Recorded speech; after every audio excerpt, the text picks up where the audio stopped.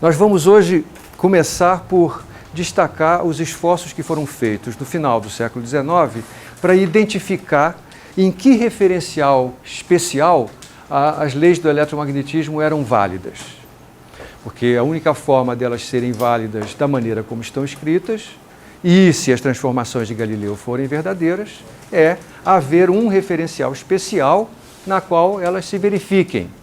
Esse referencial ficou conhecido como o referencial do éter, né? O éter seria esse meio que suportaria a propagação de ondas eletromagnéticas e no referencial onde esse meio estivesse em repouso, então a propagação se daria com a velocidade c. A velocidade da luz é uma velocidade bastante grande quando comparada com as velocidades que a gente encontra no nosso mundo. A velocidade orbital da Terra, que é aproximadamente 30 km por segundo, ou 3 vezes 10 a 4 metros por segundo. Portanto, a relação entre essa velocidade orbital e a velocidade da luz é 10 a menos 4. Né? Ou seja, a velocidade orbital é um número muito pequeno quando comparada à velocidade da luz. Uma forma que a gente poderia imaginar para tentar descobrir qual é a velocidade do nosso planeta em relação a esse referencial privilegiado, né, o referencial do éter, seria a gente usar a velocidade orbital da Terra nos apoiar no movimento orbital da Terra. É fácil a gente imaginar que se houver esse referencial privilegiado, a velocidade da Terra com relação a este referencial deve ser da ordem de 3 vezes 10 a 4 metros por segundo. Então, você poderia imaginar, se eu estou andando com essa velocidade, eu poderia medir a velocidade com que eu recebo um sinal luminoso que vem da proa, seria c mais v, onde v é a velocidade relativa, e a velocidade da onda que chega da popa seria c menos v. Tá certo?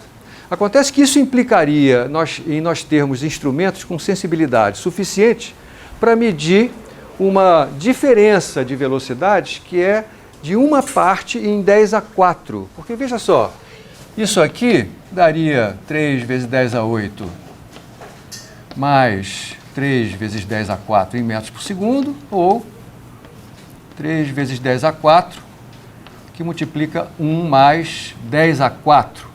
Quer dizer, este fator aqui, essa parcela, é uma unidade em 10 a 4, né? Só um instrumento com muita sensibilidade seria capaz de medir aquela diferença. A diferença entre eu estar recebendo essa onda, essa propagação vinda da proa, onde aqui aparece então esse 1 somado, né? Ou se o referencial da Terra fosse o próprio referencial do éter, a velocidade que eu mediria seria só essa. Então essa diferença de uma parte em 10 a 4 é uma diferença muito pequena para a sensibilidade dos instrumentos daquela época. Não foi necessário inventar-se um instrumento novo para conseguir detectar esse tipo de diferença. E esse instrumento novo é o interferômetro de Michelson. Ele foi inventado por esse físico americano, Albert Michelson, em 1881, e eu vou passar a descrever como é que esse interferômetro funciona e como o interferômetro foi utilizado para tentar medir essa diferença de velocidades, né, associada então ao movimento fictício, ao movimento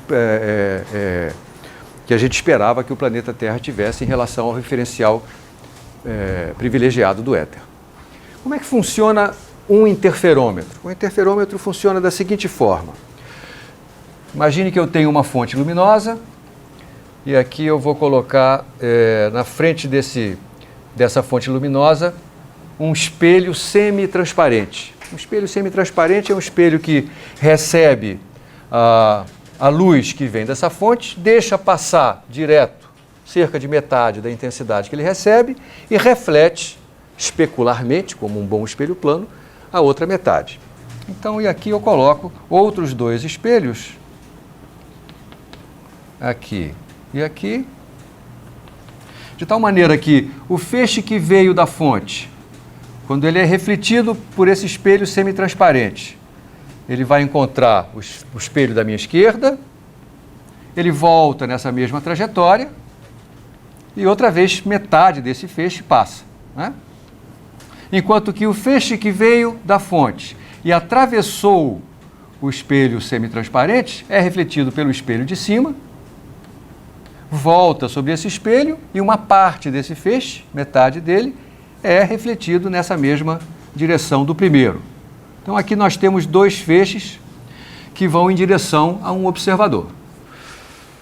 A brincadeira é o seguinte, se esses dois feixes, o que foi refletido e o que foi transmitido, percorrerem caminhos ópticos distintos, quando eles voltarem a se encontrar no espelho e forem refletidos em direção ao observador, eles vão ter percorrido um número de comprimentos de onda diferentes, tá certo?